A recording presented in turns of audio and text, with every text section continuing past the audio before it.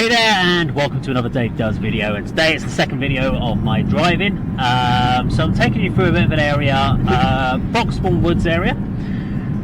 I'm going to talk about a little bit about driving, any observations I make. So we're taking you through a little bit of an area that's going to take us up to a place called Goffs, Goffs Oak.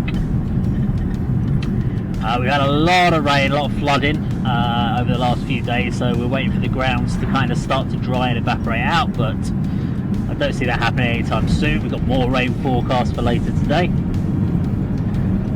So this at the moment I'm on is a national speed limit road. We've just recently, I just drove the White Stubbs Lane and the Cock Lane area. We're just going into an area now, so obviously going into speed limit area, back down to 30.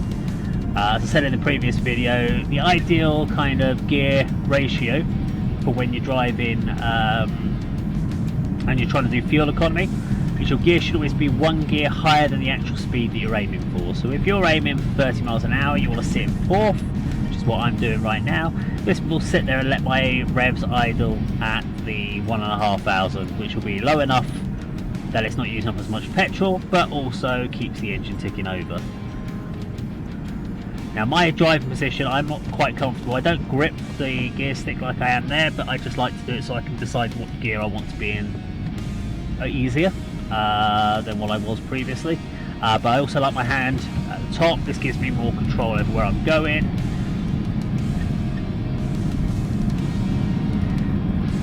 If I do here, yes, I can turn into this turn like that, but I'm now having to bring, I've got quite long arms, which means I'm bringing the elbow right into my ribs, which isn't very comfortable. Again, like here, so I've got this turn here. Now what they'll say is when you come up to this turn, I'm going to be in third for this turn, it's a slow, tight corner, sorry, is to bring my left arm up and then pull it down, use my right arm to straighten it out, and then same round here, left arm pull down. Now the thing is, if I'd done that, if I'd been on my right arm over the top of the wheel, I would have been able to do that entire move with just the one arm, and been able to do my gear change as well, like now into fourth.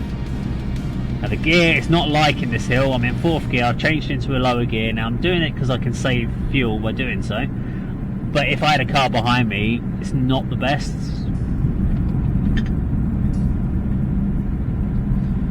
Now up the top of this hill, we're in 40 for about a little bit longer, then we drop down to 30 coming up in a second.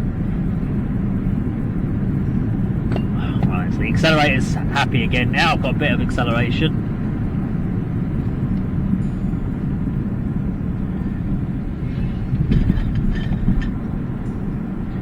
Okay, so we're coming up to a residential area, which means we must be in going down to 30. So always try to make sure you're slow, so that when you go into the 30 zone, you're at the speed limit. This was something that I got caught out on my first driving test. And that was going from a 30 into a national speed limit. I accelerated prior to going into the speed limit zone, which meant by the time I actually crossed into a national speed limit zone, I'd actually been going 10 miles over the speed limit during the test. Annoyingly, this is something I'd done on several occasions during driving lessons and hadn't been picked up by my instructor. So it's a little bit of frustration. It was down to me to understand that and to know what I'm doing, but it would have been nice for the instructor to pick me up on that. The other thing I messed up on my first test on, which was the right of way. So on a road like this, the cars were parked on the left hand side, cars in the distance were coming but were nowhere near the row of parked cars. So I started overtaking the parked cars. I saw a gap that I was about to pull into, but the cars at the end, they had stopped and flashed me forward, so I never went into the gap because the car had flashed me. Now that is something that's very common. As a road user, you would naturally just carry on driving, which is what I did. However, the instructor said that I forced the car to stop, which I didn't. I didn't force that car to stop at all. I just basically followed the kind of rules of the road as far as I'm concerned. If another driver flashes you forward, you go. If I'd pulled into that gap, it would have been confusing to that driver because he would have expected me to move forward. So in theory, according to the rules of the road, I should have moved into that gap because the other car had the right of way. However, I followed the actual rules of the road as far as common sense. But it's just something to watch out with, especially because I was driving at that point with other people in my car under L plates. So I was very used to driving at that point. I was doing it daily for work and had someone over. They were over 25, they had multiple years license, clean license, so I was legally allowed to do so. But I was used to driving in London and places like that. Now I picked today as a driving day because it's a very quiet day. It's a bank holiday Monday, it's 12:30, it's now 9 o'clock in the morning, which means there's no one on the road. Yeah, everyone's still, it's the 2nd of January, everyone's still hungover from New Year's Eve. So I've just decided to come out on the road. It's actually, as I said, it's the 1st and 2nd, maybe even 3rd videos of driving videos I'm doing today. And I just wanted to get, it's quite useful for testing out cameras, testing out footage. Hopefully this is all going to look really good and you're not going to be sick and tired of my voice. Give way to the right, of course. Here's a question then, so what do you do when all 3 cars get to the roundabout? Answer in the comments down below. Now many times I get to this point where I haven't got to a roundabout and the car to my left stops. Now they should never have done it because I wasn't actually at the roundabout at the time, but they stopped. Now what then happens is the car that's also coming on the other junction on the roundabout then sees they're giving way to the right, so now they stop waiting for that car. I then get there because the other car, and now all 3 of us have had to suddenly stop. Now this is something that is down to the case of the original driver that stopped to let me out on the roundabout should never have done that. They should have carried on going as they had right of way. I was not at the roundabout at that time. And they would have easily cleared the roundabout in the amount of time they had. So usually what happens there is it's the car on the right hand side on the main road, the main junction, who has right of way. But I usually find that no one knows who has right of way, so I just go. It's like now, this guy's got right of way. It's fine, I'm letting him go. Or her go. There you go. But like, there's another car that came straight after that lady there, and it would be almost like me waiting then for that person to go. That shouldn't happen, but it does, unfortunately. So today we're going to go, we've done a little bit of driving around some back streets. We're going to get onto the A10, do the A10 back. Now the A10, of course, is an A road. It's got what's called a variable speed camera system on it, so 70 miles an hour. But you just need to make sure you average over that period of time, over those distances. What's interesting about those cameras though is it doesn't differentiate between vehicles. So for a van, that's 60 miles an hour. Now I only knew that after a long period of time, and after I did a speed awareness course. Sorry, got caught speeding in an area. It wasn't like I was doing 100 miles an hour, I was doing 35 in a 30 zone. Still speeding, but I'm just saying it's not like I was intentionally going over the speed limit. It was something that I just didn't know the area I was in, and got caught trying to find a location. I thought I was still in a 40, but it had, because there was an area in that I was driving that had 40 mile an hour signs, even though it had lampposts, but then it switched to a 30 and I'd missed the sign. So yeah, my own fault at that point. But anyway, let's talk about national speed limit. Just going to pull in behind this one. Now I could go to the right of that car, but as I don't want to turn right, I'm just going to sit behind this one. Don't want to be like the guy that just sits there and tries to race cars. There are a lot of people that do that though. Okay, so what was I talking about? I was talking about, I can't remember. Oh yeah, 60 mile an hour vans. So yeah, the vans are 60. So on that variable speed limit, many occasions I would have gone through those at 70 because I got a van after having a car license. I did my test on a car license, or for a car license. I did all my theory was based on cars, and then I got a van, not realising that I thought I knew for larger vans that the rules were different, and that's why you have to have a separate test. But for a normal like transit, like a Ford Transit van or something like that, you don't need another test. So I had stupidly assumed that the rules and regulations as far as speed limits were exactly the same. However, for a van, it's 60 miles an hour on an A road. So I'd done 70 on there. And yes, I've already been caught for speeding, so I've done my time for that one, my crime. But the variable speed limit cameras don't pick it up, because I must have gone through that several times at some point, and never once got any information about that one, which I thought was a bit odd. Okay, so we're going to join the A10 now.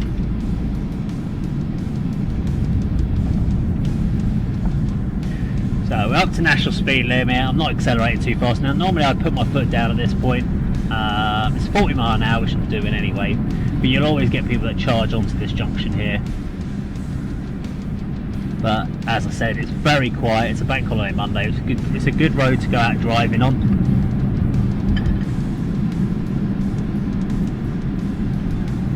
Tap the brake just going into this.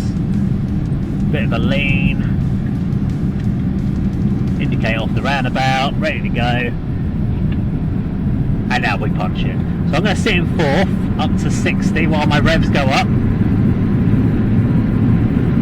3,500, and then punch it into fifth. Glance at the mirror. Now, because my cameras have got a slight clamp, they're kind of partially out the window, and unfortunately what that actually means is that I have a bit of air noise coming through. Okay, so we're doing the speed limit.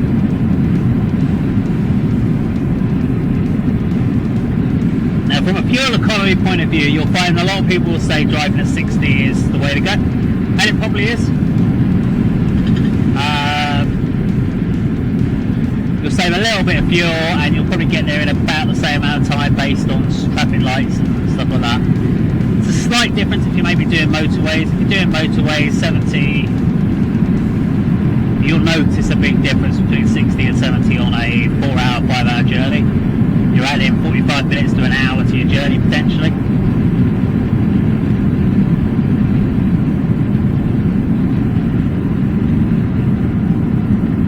Yeah, I don't find it very comfortable to sit here. I actually find that I feel like I'm actually holding on too hard to the wheel. My arms weigh myself down. I'm going to lay myself back a little bit. I'm closing in on this Volkswagen. Give myself a bit more distance. But I'm doing 60, so unfortunately he's going 60, so I'm going to indicate out and overtake. That was that. Oh yeah.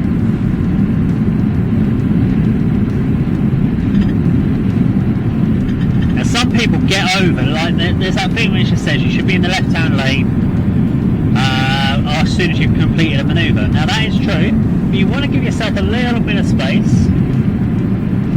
I've seen it before, people have overtaken me and cut straight in, almost took my front bonnet off. Okay, coming up behind a Safira, Vauxhall Safira, one of my favourite cars, my first car actually, it's a Safira, and I loved it. It was such a good car. People go on about how there are ugly cars, but I actually found it, I didn't find it ugly. Very practical, 7-seater. Not the most comfortable 7 seats you'll ever find, but they are 7-seaters. And it has a turbo on it, great acceleration, it was faster than my Jeep. Jeep was what replaced it, but the Jeep gave me a slightly higher ride height, which I wanted due to the fact that I was driving a van as well, and I like a little bit more height. And the Jeep's a little bit more comfortable in the seats. Slightly better for distance driving. Okay, we're going to come off here, so I'm coming off at the Ware turn off. Of course, you're going to be stuck behind a Poundland lorry. I know where he's going, he's in a Harlow. Because they've got a big old warehouse in Harlow for Poundland. Down to 4th, down to 3rd.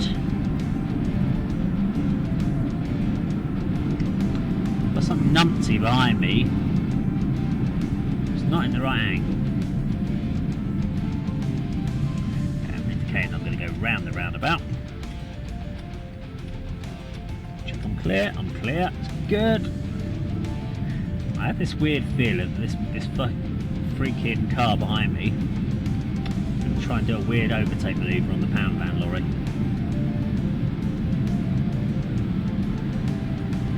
The only thing about not having that much traffic on the road today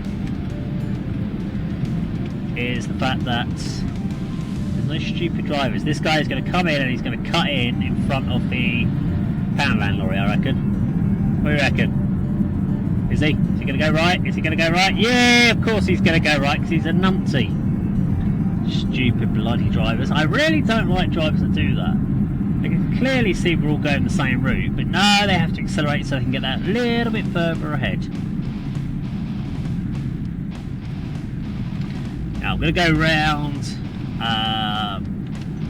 going around this roundabout. It's interesting, you can drift out if you go into the A414. Takes you down to Harlow. You stay in this lane, and now I need to drift out. A lot of people get this bit of the roundabout wrong.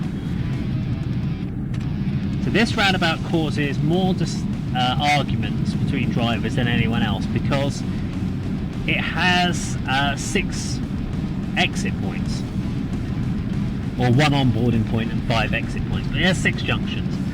So the rule of if you're going straight over, you're in the left-hand lane, doesn't always stack up. So when you're coming on the opposite direction here, you would think that on the 3rd junction off that you would be in the left-hand lane. However, on that particular road markings, the left-hand lane is only for the first 2 junctions. The remaining 4 are in the right-hand lane. So what this means is a lot of people get in the left-hand lane, come on, the person in the right-hand lane drifts out and blocks the person that's coming onto the lane at the same time. So you end up having some serious beeping, almost crashes, etc. So yeah, lots of things happen. But there we go. So that is today's video about driving. If you've got any suggestions of where else you'd like to see some driving, or any tips and tips you'd like me to cover off on driving, let me know in the comments down below. Always greatly appreciated. Thank you very much for watching, and that of course is How Dave.